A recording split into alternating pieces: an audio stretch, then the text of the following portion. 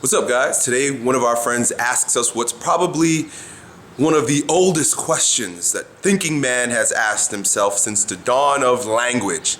And he comes to Elliot Hulse for some support about how to navigate it. Hopefully, I can offer you an idea or two from some of the greatest teachers that have graced our presence, humanity, and maybe shed some light on what they've been trying to tell us with regard to the purpose of life. And our friend is feeling as if there is none. And I can't argue with him because he makes a good point. So let's listen. He's 21 years old and he has an issue. He says that he has this gift. And his gift is actually his thirst for more knowledge. He's insatiable. He wants to know more and more and more. And that's a great thing, especially living in the world that we live in, because check it out.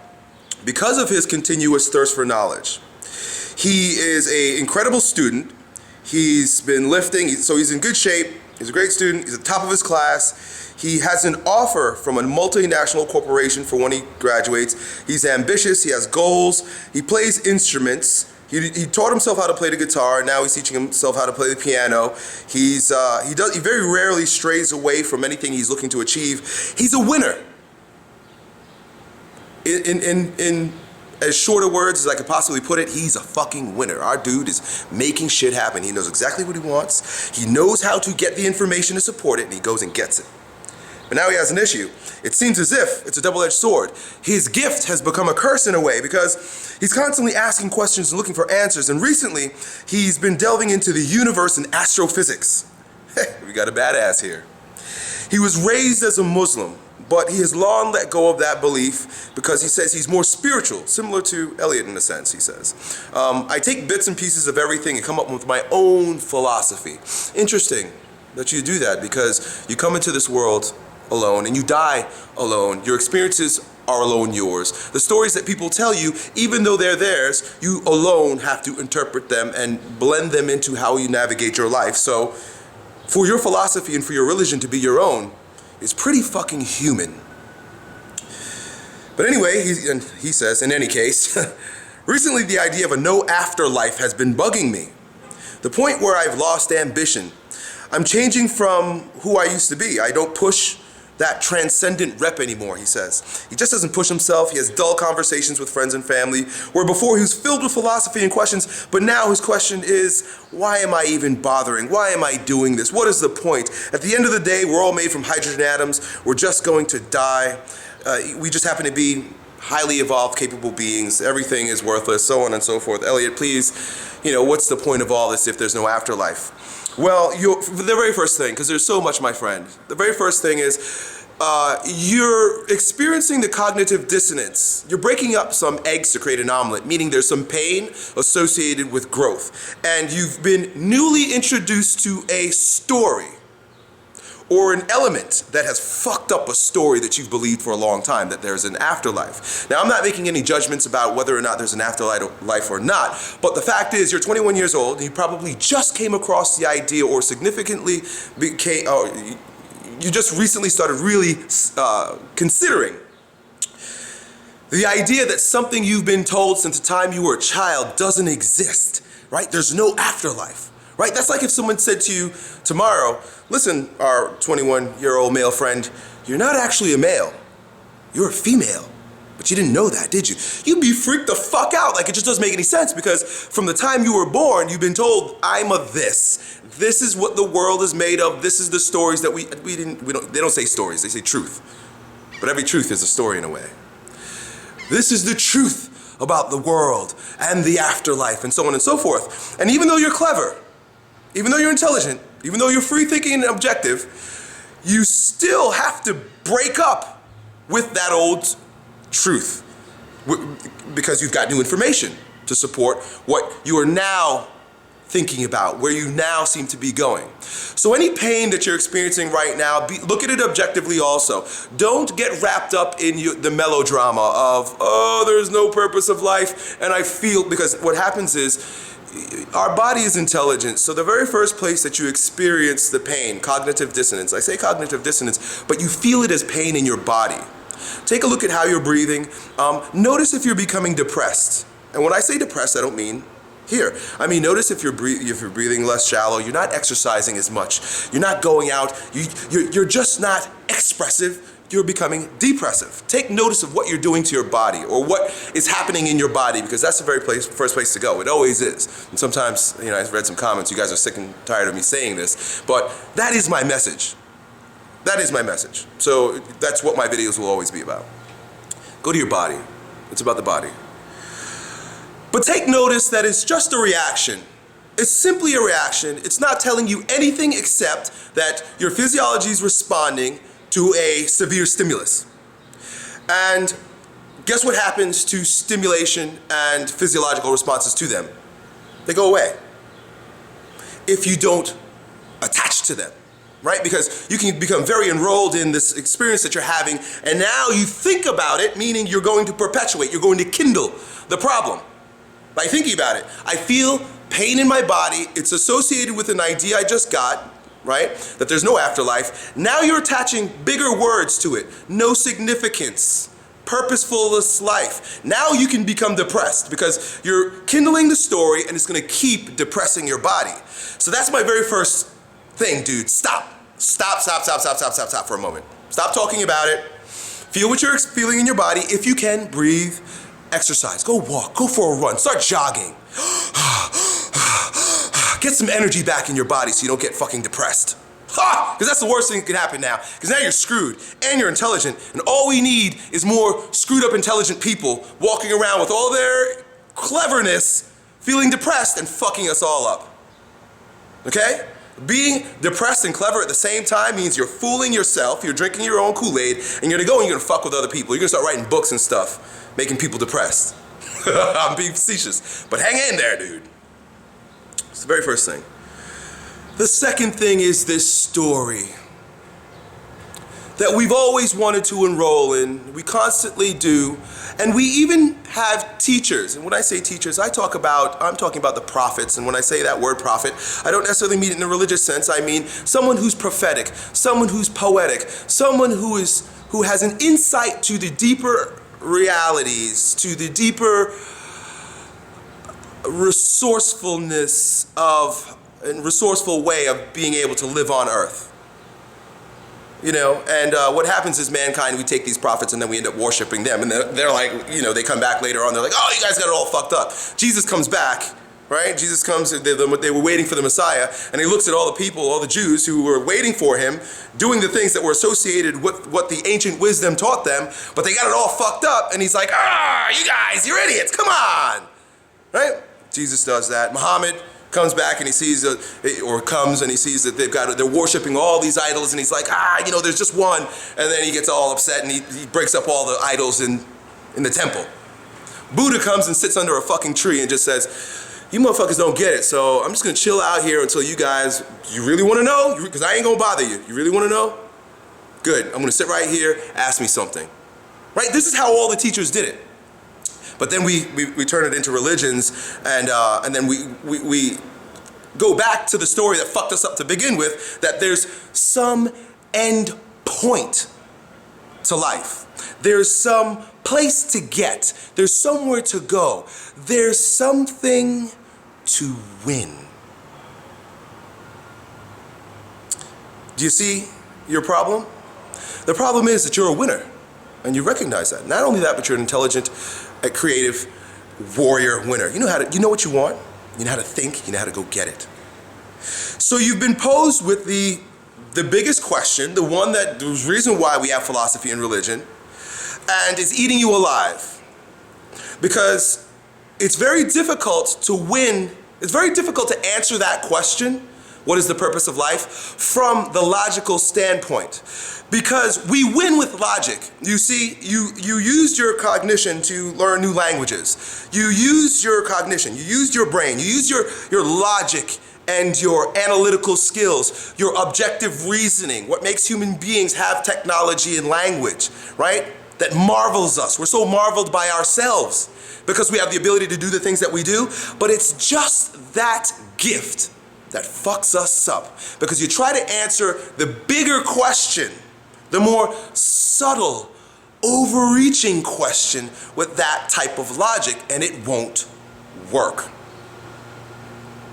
It's like trying to bite your teeth with your teeth.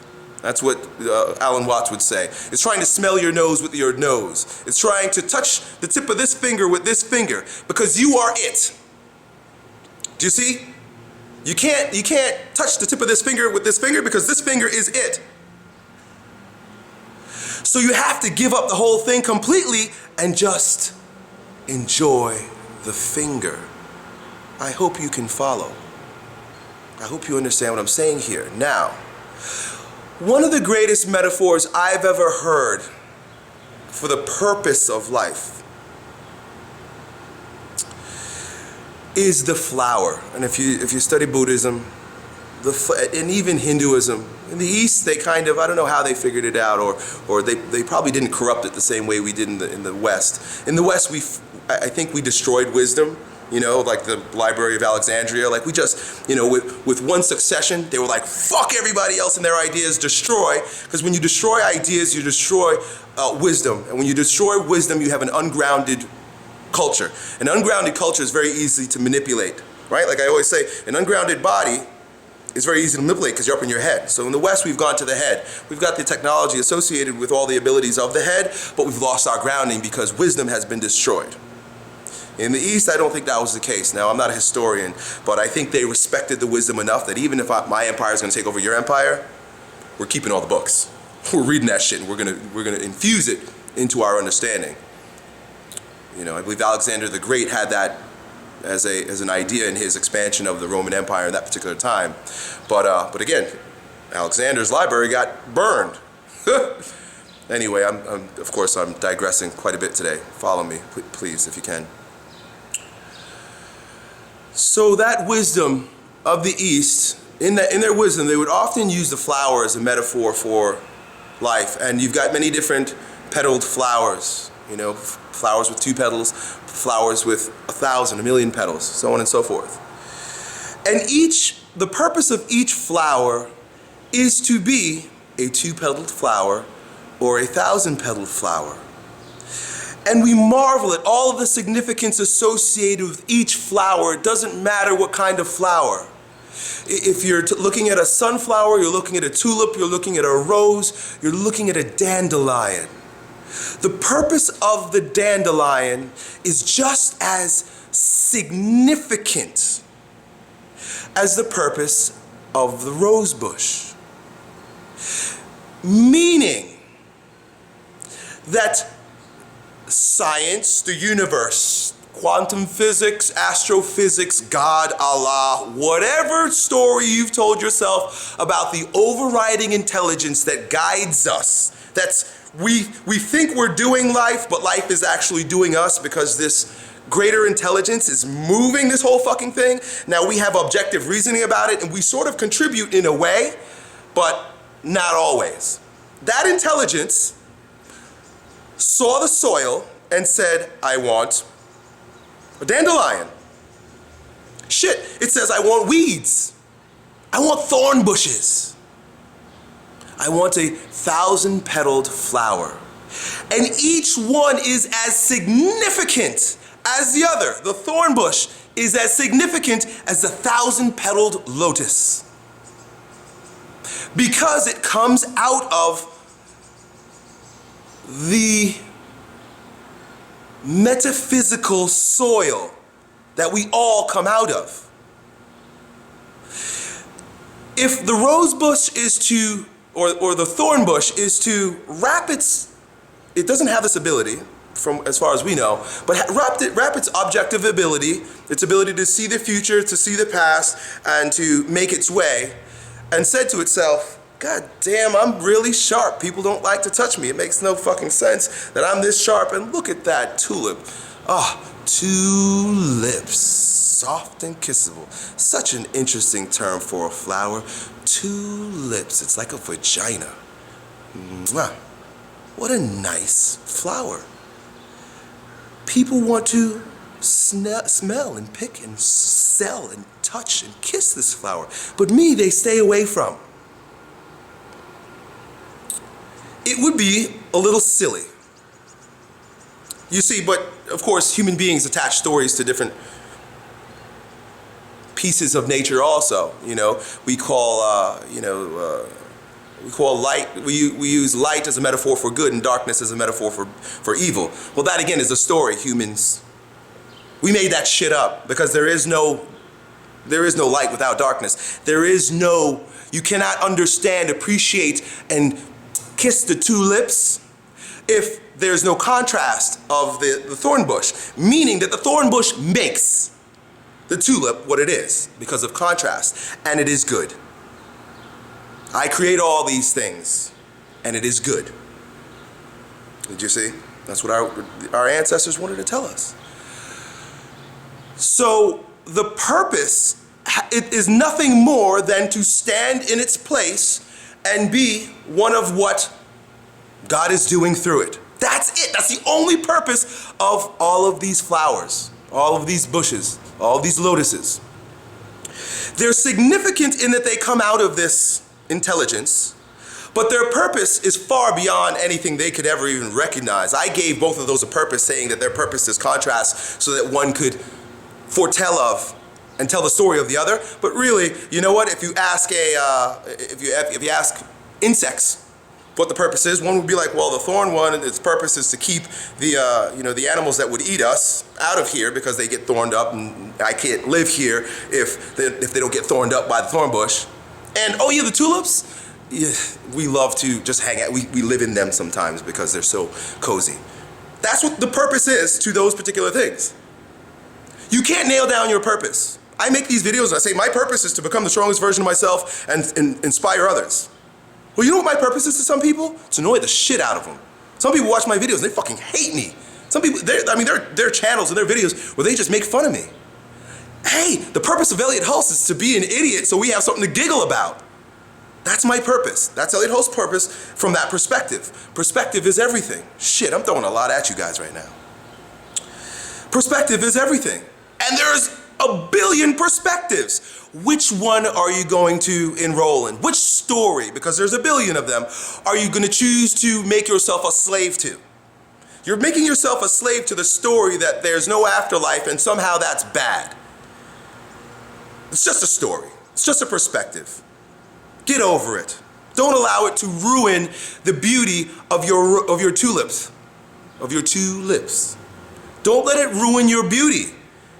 And hey, guess what? You know what? If what God wants to do through you is make a miserable, suicidal, what could have been something with great potential downer, then I can't argue with that, right? Because God's doing what God's doing. Maybe that's the point. I might not like thorn bushes because they fucking cut me, but hey, that's just my perspective. So let me end this on a positive note, because although life has no purpose, there's no single purpose to life. There's no single purpose to your life. There's a myriad of perspectives on who you are and what you do for the other people, for the ecosystem in your life. And that's your purpose to all of that, even though you have not even considered it. When I say there's no purpose, I mean you can't pin it down. You just ride. But, now this is very important, although there's no purpose, no single purpose, there's great significance. Because you come out of an intelligence, call it astrophysics, whatever you want to call it. There's an intelligence that we're trying our best to figure out, but we just don't fucking know. If you're into astrophysics and you like Neil deGrasse, I think that guy's awesome. I've been watching a series with him recently. He knows so much, but in the end he goes, but we don't know, and that's fucking awesome. Right? So you can. I mean, he's the most famous physicist at this particular point. He's taken the place of I can't remember, Carl Sagan. And Carl Sagan brought science into our era, and this man is taking us into the next era. He's fantastic. I happen to like him. He's a brother. Even he says, look, we're figuring it all out, but we don't know shit. So it's just a game. But Look at how significant it is. Look out into the, if you've watched the series with him, I can't remember the name of it. Something about the universe. But you look out into the magnificence of the universe and how tiny we are in it. And look at time and our perspective with regard to time and how significant it is. And if you delve down into the depths and deepness of our organic physiology, each organ and its cells, and each cell's organelles, and down and down and down and down until they get to the particles, the atoms, the electrons, the quarks and bosons, and there's nothing there, but there's everything there. It's really goddamn significant. I say goddamn, interesting, huh? Because damn, God, you're good. This shit is so fucking significant. It's really significant for each part to play the part that it's designed to play. I believe they call that your dharma in parts of the East. You're just, look, hey, I don't know your name. I'm gonna call you Bob for a moment, but you're just a Bob. In the same way that a tulip is just a tulip.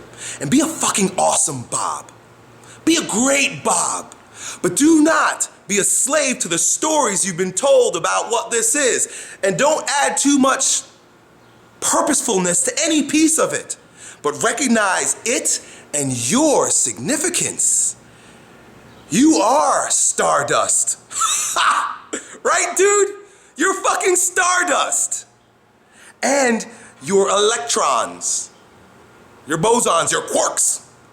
You're moving in and out of time zones that we don't even understand. You know, we perceive, I can't say live, but we perceive on a time-space continuum, but it's one of perhaps millions. Don't get too wrapped up in that either. Because another fantastic story, one that I find very resourceful, it's just one perspective that I happen to like because it makes my life good. I feel good in my body when I adopt this perspective.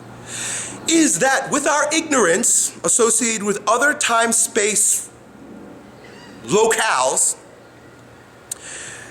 there could potentially be, and it probably is, because it's like, logically, in my mind, in my heart, kind of makes sense that when we die, we don't really die. And in fact, I think it might be amazing to consider that we reincarnate. We come back as someone or something else. And we get to keep going. Life ain't over. Now, I'll tell you why I think that perspective is fantastic. Because it means when I die, it ain't over, so I have nothing to be depressed about. I don't have to have won or lost. I don't need all the virgins in this fucking sky. I'm taking care of several virgins right now on Earth. I got 3 daughters. Do you understand what I'm saying? I understand the significance of that. I'm nourishing the upbringing, the education, the development, psychologically, emotionally, physically, of 3 women. I don't need 100 virgins in the sky when I die. I am offering such a gift here on Earth. I don't need gold and riches in the clouds when I die and when I meet my maker and he says, yes, Elliot, you've been good or you've been bad. Because I'm doing it right here, right now.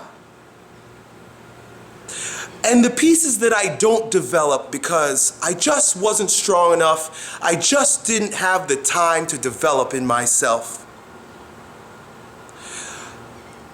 I can come back and deal with later. But I get to carry the care and nourishment of my 3 virgins at home. Meaning, I affected the lives of other people while I was here. I spread seeds of understanding, my understanding, perspective, to perhaps millions through the videos that I create. I'm fucking awesome. And I'm enjoying this. And I feel good. And I'm discovering new things. I like science. I like philosophy.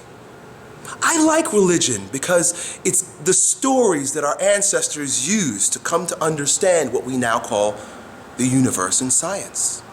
But I'm not attached to science or religion. I just enjoy it all. Enjoy it all, my friend. Learn another instrument.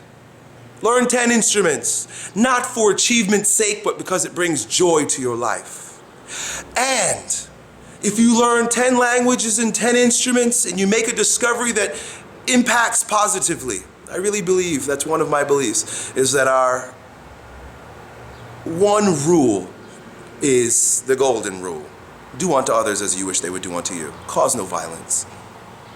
Any religion or philosophy that causes you to hurt others is wrong.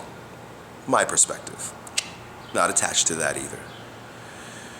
But all that you do will be carried forth with you into the next life. Meaning, when you come back, you'll be one of those kids that learn languages like, what the fuck? Like, I'm dumb, your mom's dumb, but you're my son, you're 7 years old, and for some reason, wherever we take you, you pick up their language. He's gifted. He ain't fucking gifted. He just learned that shit in his last life and he brought it with him.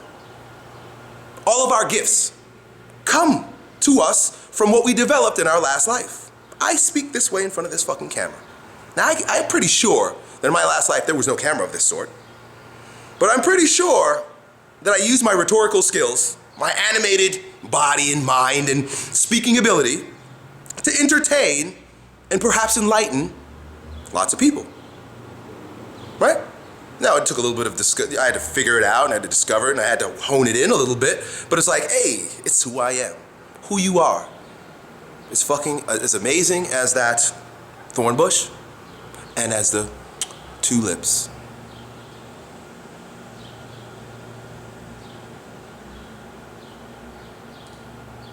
You are amazing. You are phenomenal. You are magnificent. You are beautiful. You are a success just by being who you are. Just get out the way and allow God or the universe to develop in you everything that you really are. Let go of the stories that depress you. Let go of the physical tension in your muscles that are associated with the stories and the conditioning that you're holding on to.